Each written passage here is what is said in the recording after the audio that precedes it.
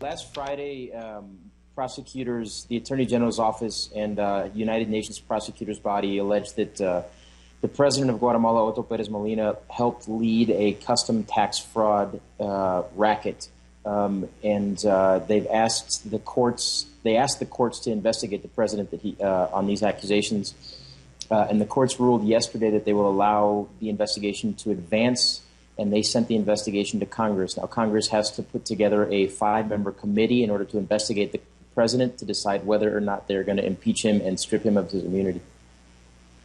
What has been the political climate in the wake of these current events?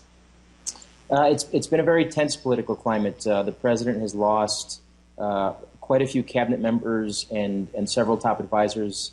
Over the weekend, the economy minister and the education minister resigned. Just a couple of days ago, the finance minister resigned, as well as 3 vice ministers of finance. Yesterday, the United Nations, the Guatemalan ambassador before the United Nations also stepped down, who at one point was Otto Perez Molina's, the president's foreign affairs minister. So it's been quite tense. The president has lost a lot of his top advisors, lost a lot of his main cabinet members, and he's starting to name new ones. But it's been quite a tense environment. It seems as though everything around him, in terms of the representatives and his top advisors and everyone else who have surrounded him during his administration, everything around him is collapsing. This comes ahead of the upcoming general elections in Guatemala. Can you speak to us a bit about that? Sure. Yeah. No, I think that's a fair assessment. And I think most analysts that you speak to would say that the government pretty much has collapsed at this point.